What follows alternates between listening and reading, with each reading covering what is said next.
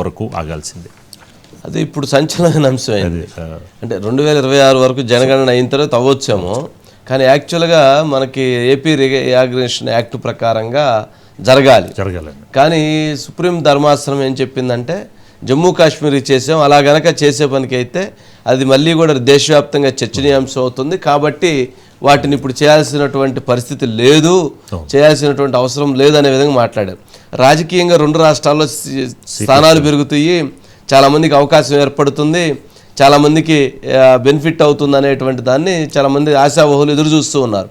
కానీ డీలిమిటేషన్ లేదు అని అంటే మళ్ళీ పొలిటికల్గా అన్ని పార్టీల్లో కూడా అది కొంచెం చాలా ఇబ్బందికరమైనటువంటి అంశం. బట్ కాకపోతే 2026 తర్వాత జరిగేటువంటి పరిస్థితి కాబట్టి అది మరి ఆ టైంకి జరిగిద్దా, మళ్ళీ ఆ టైంకి జరగదా, మళ్ళీ తర్వాత లేట్ అవుతుందా అనేది కొంచెం సీరియస్ మ్యాటరే.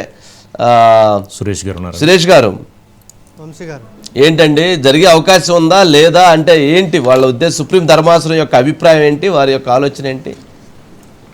వంశీ గారు, తెలుగు ప్రజల ఆశలు లేదా ఆకాంక్షల మీద ప్రస్తుతానికి నీళ్లు చల్లినట్లే. ఎందుకంటే విభజన చట్టంలోనే ఇప్పుడు ఉన్న తెలంగాణలో ఉన్న 119 సీట్లని 153 సీట్లు చేస్తామని, అదేవిధంగా ఆంధ్రప్రదేశ్లో 175 సీట్లు 225 స్థానాలకు పెంచుతామని చెప్తూ విభజన చట్టంలోనే కేంద్ర ప్రభుత్వం 2014 చేసిన దానిలో హామీ ఇచ్చారు.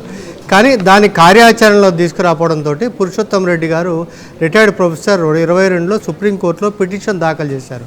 సో దాని మీద సుప్రీంకోర్టు ధర్మాసనం విచారణ జరిపిన తర్వాత జస్టిస్ జె సూర్యకాంత్ గారు, జస్టిస్ ఎన్ కోటేశ్వర్ సింగ్ గారు నిన్న ఆర్డర్ జారీ చేస్తూ ఇప్పట్లో సీట్ల పెంపు అనేది జరగదు, ఆంధ్రప్రదేశ్ తెలంగాణ అంటే డీలిమిటేషన్ అనేది జరగదు.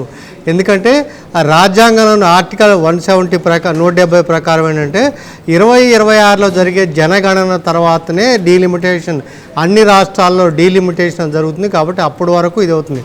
అయితే పురుషోత్తం రెడ్డి గారు వాదించింది ఏంటంటే 2019లోనే జమ్మూ కాశ్మీర్కి నోటిఫికేషను విభజన జరిగింది, అక్కడ డీలిమిటేషన్ చేశారు, 20లో నోటిఫికేషన్ ఇచ్చారు, అక్కడ సీట్ల సంఖ్య పెంచారు, అక్కడ చేశారు, ఇక్కడ తెలుగు రాష్ట్రాల మీద వివక్ష చూపుతున్నారు అని చెప్తే, అంటే జమ్మూ కాశ్మీర్కి సంబంధించి ఆ చట్టం అది వేరు కాబట్టి దాన్ని కలపలేము.